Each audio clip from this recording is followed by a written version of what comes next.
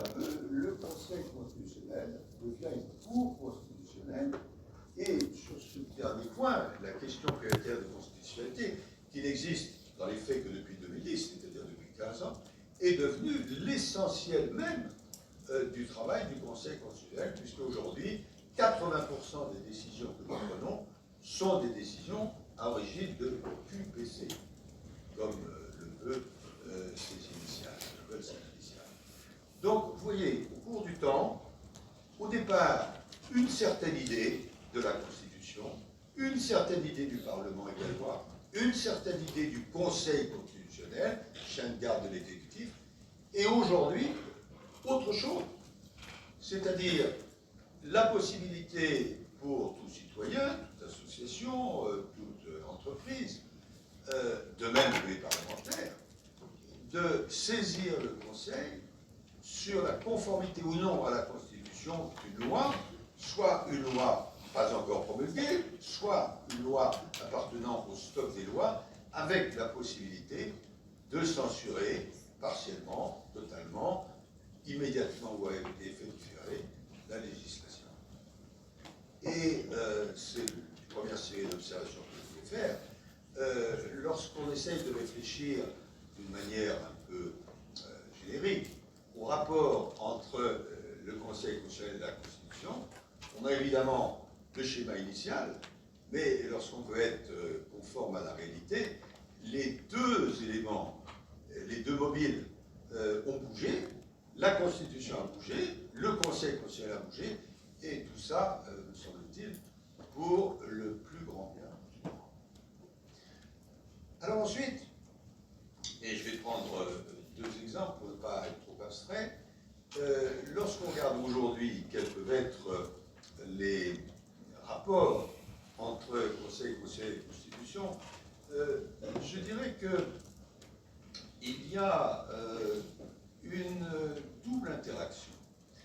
Et je ne voudrais pas que ce que je dis soit pris en mauvaise part. Il y a une interaction de la Constitution avec le Conseil constitutionnel. Ça, c'est bien normal. La Constitution, elle a besoin d'être interprétée, parce qu'un texte lui-même court ne peut pas avoir dans sa définition tous les linéaments nécessaires. Et donc, il y a une fonction d'interprétation qui est bien compréhensible.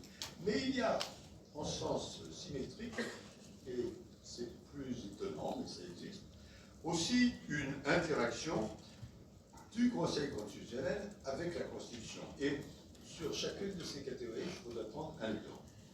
Dans le premier cas, c'est-à-dire l'interaction de la Constitution avec le Conseil constitutionnel, c'est-à-dire le besoin pour le constituant et pour le législateur d'une interprétation qui doit être donnée par le Conseil. Je vais prendre l'exemple d'une des décisions qui a été prise pendant ma présidence et qui est importante, qui date du 6 juillet 2018, qu'on appelle couramment la décision fraternité. Et je la cite parce que c'est une décision qui, sur le plan du principe, est intéressante et qui donne aussi lieu à beaucoup d'interprétations erronées, soit de bonne foi, soit, il paraît que ça existe, même chez les juristes, de mauvaise foi. Je vous explique de quoi il s'agit. Le Conseil constitutionnel a été saisi d'une question prioritaire de constitutionnalité qui portait sur des articles de ce qui s'appelle le CESEDA, c'est-à-dire le Code de l'entrée et du séjour des étrangers et du droit d'asile.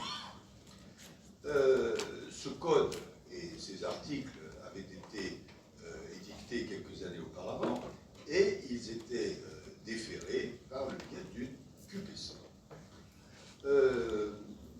Qu'est-ce que prévoyait à l'époque ce code de l'entrée et du séjour des étrangers et du droit d'asile? Il prévoyait que si se produisait une atteinte à l'entrée, à la circulation d'un étranger en France, ça pouvait faire l'objet d'un délit pénal, et que donc il y avait possibilité de condamner les personnes, en général des militants, qui non pas avaient aidé à l'introduction en France d'étrangers de manière régulière, mais à la circulation en France d'étrangers en situation régulière. Concrètement, c'était quoi? Concrètement, il y avait un militant qui avait, à titre humanitaire, et sans être rémunéré, mis son énergie, sa voiture, les relations de ses amis, au service de la circulation et des transports d'étrangers en situation régulière pour les amener à l'hôpital ou pour les amener pour faire un certain nombre de formalités. Non pas pour les faire entrer en France, ce qui est un délit, mais pour aider à la circulation en France d'étrangers en situation régulière. Ceci avait fait l'objet d'un pourvoi, d'une sanction, et l'étranger, le militant en question, avait été condamné pénalement. Et donc, il y a eu une question prioritaire de constitutionnalité dont l'objet était, mais est-ce que c'est conforme à la Constitution, un texte qui prévoit que lorsqu'il y a entraide pour un étranger en situation irrégulière, celui qui a permis l'entraide soit pénalement condamné. Nous avons examiné tout cela, et à cette occasion, nous avons dégagé, c'est pour ça qu'on appelle ça la décision fraternité, un principe qui n'existe pas expressément dans la Constitution, mais que nous avons jurisprudentiellement dégagé, qui est le principe de fraternité. Pour la première fois, en effet, le Conseil, et là je vais citer les éléments de la décision, a relevé que la Constitution se réfère dans son préambule et dans son article 72.3 à l'idéal commun de liberté, d'égalité et de fraternité, et qu'au terme de l'article 2 de la Constitution, la devise de la République est liberté, égalité, fraternité. Et nous avons jugé qu'il découlait de ce principe la liberté d'aider autrui dans un but humanitaire, sans prendre en considération la régularité de son séjour sur le territoire national. Nous avons rappelé, bien sûr, qu'aucun principe constitutionnel n'assurait aux étrangers des droits de caractère général et absolu d'accès et de séjour sur le territoire national. C'est-à-dire, contrairement à ce que vous allez parfois entendre à la radio ou à la télévision, il n'existe pas de droit d'entrée sur le territoire national, c'est une prérogative de l'État. En revanche, lorsqu'il s'agit, même pour des étrangers en situation régulière, de les aider à circuler en France, là, le Conseil constitutionnel a estimé qu'il n'était pas possible que cette aide fasse l'objet d'une condamnation de type pénal. Et donc, nous avons, à ce titre, au nom du principe de fraternité, annulé la disposition prévoyant une sanction pénale. J'espère ne pas avoir été trop embrouillé.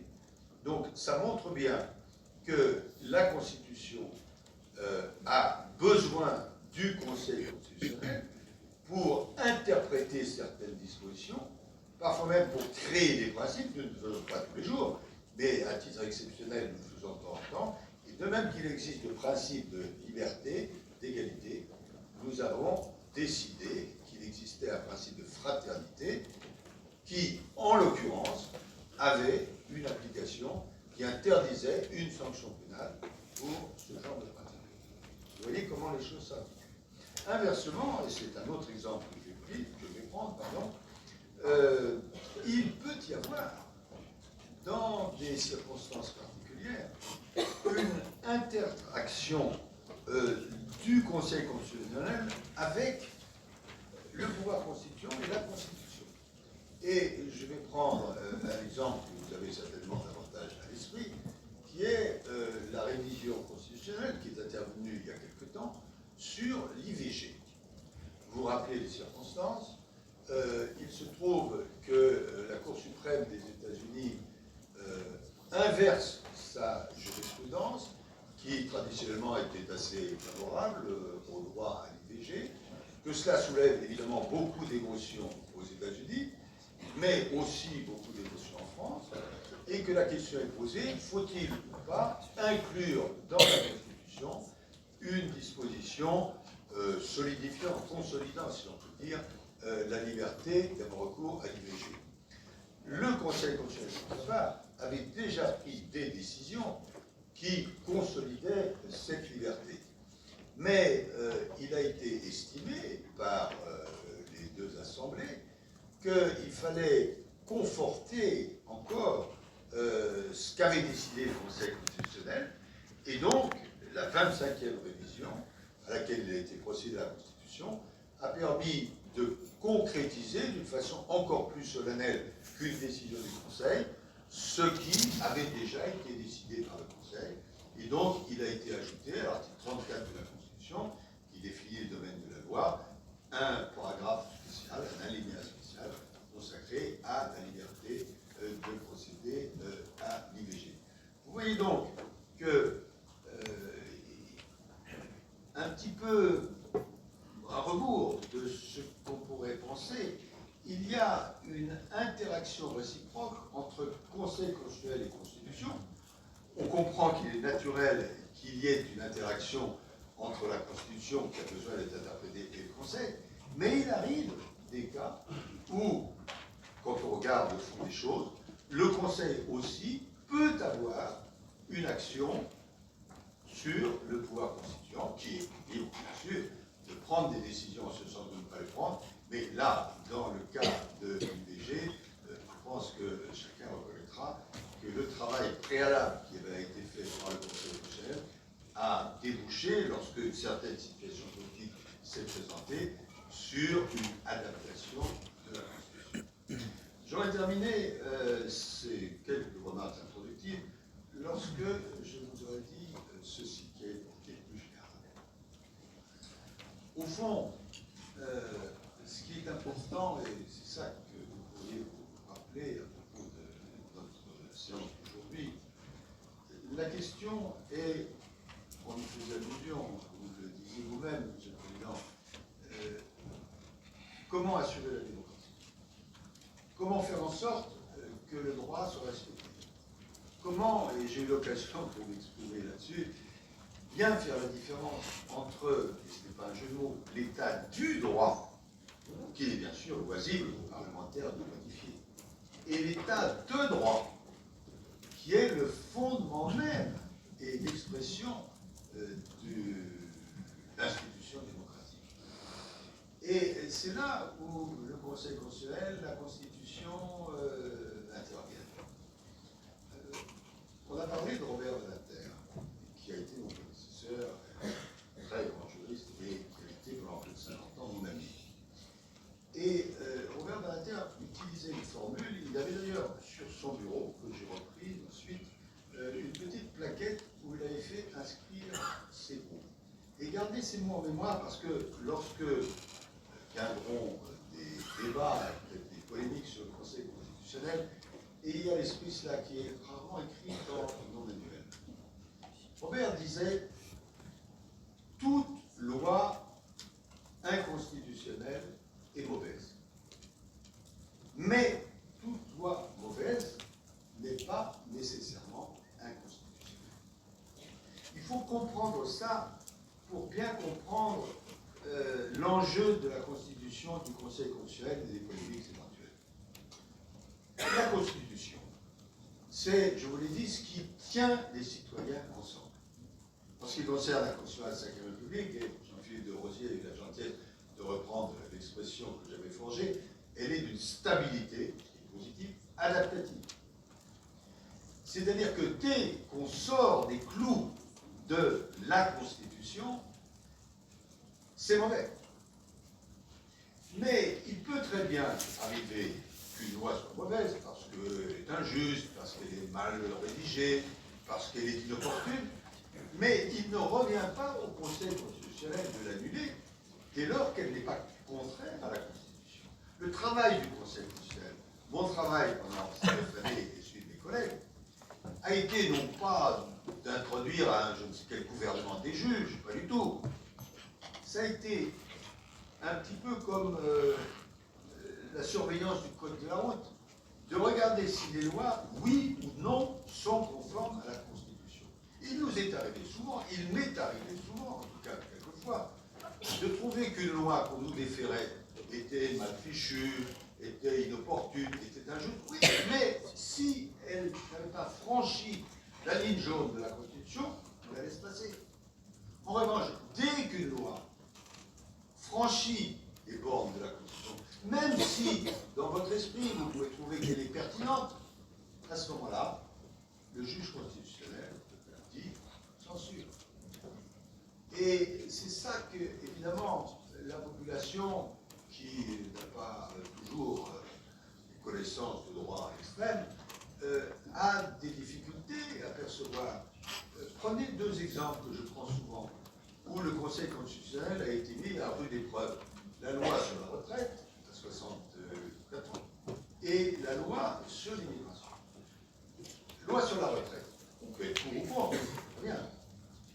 Mais il y a eu une énorme polémique qui s'est traduite d'ailleurs par le fait qu'on a délibéré entouré de CRS, ce qui n'est quand même pas l'idéal pour une juridiction. La question qui nous était posée, et à laquelle le Conseil a répondu, n'est pas de savoir si c'est une bonne loi ou une mauvaise loi.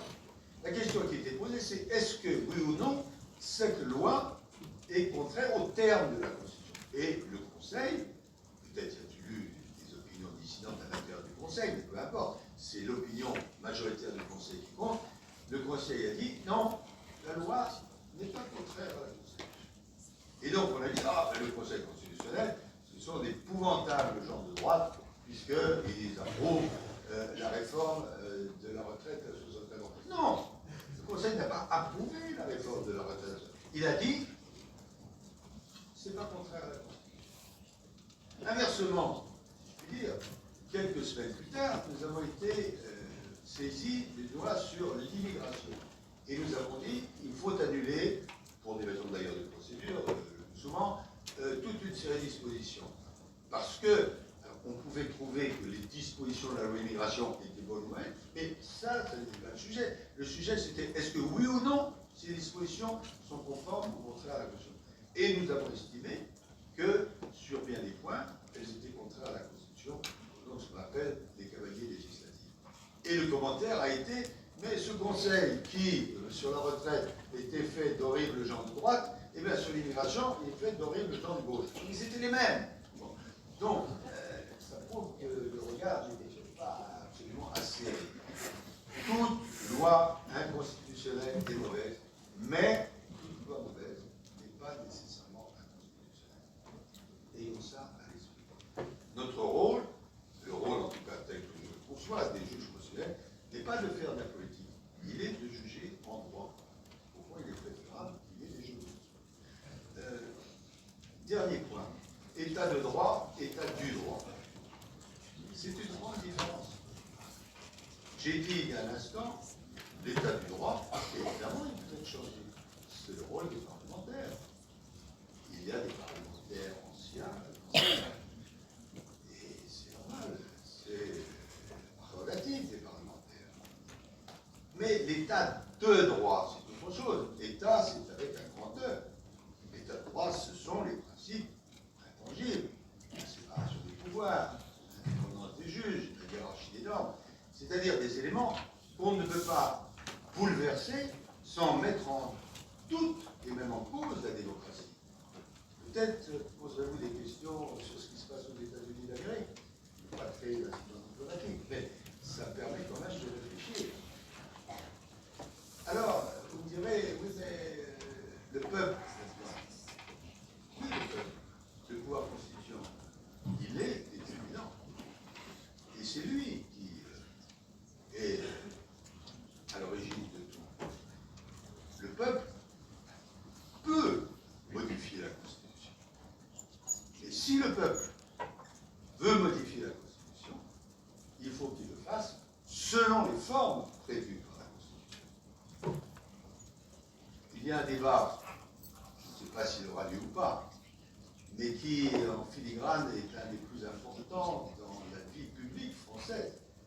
comment révise-t-on la Constitution? J'entends, j'ai entendu pendant des années et des années, j'ai répondu lorsque ma tâche était de faire, un certain nombre de personnes disant « le peuple a toujours raison.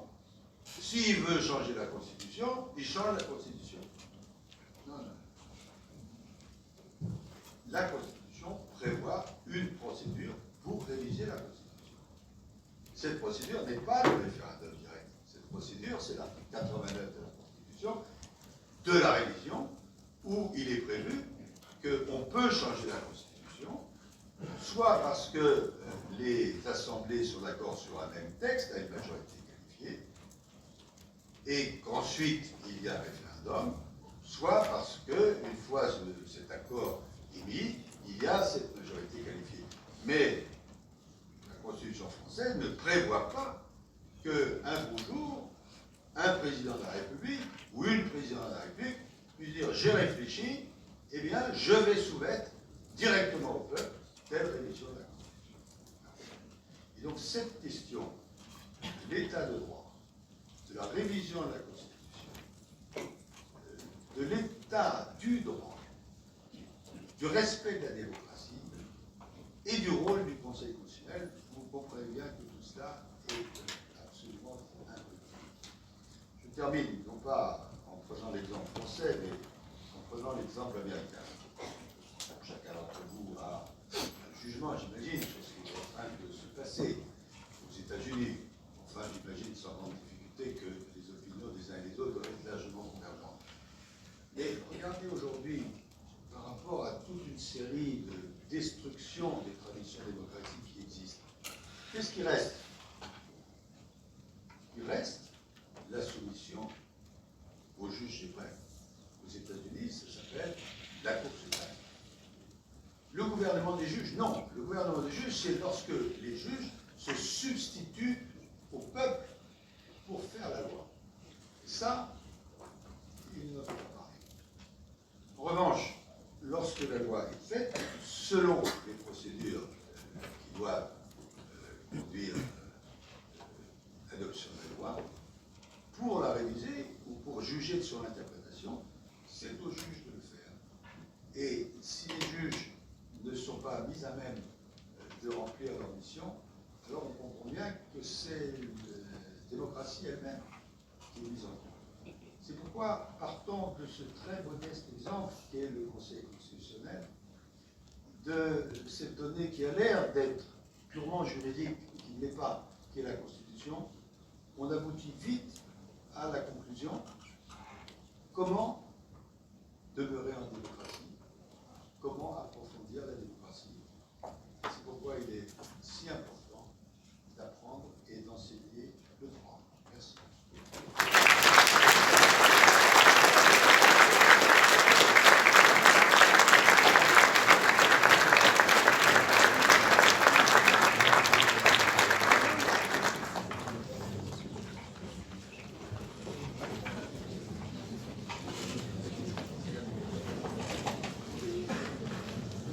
Alors, merci beaucoup, Monsieur le Président, de ce brillant exposé qui retrace à la fois le parcours du Conseil constitutionnel depuis 1958 et souligne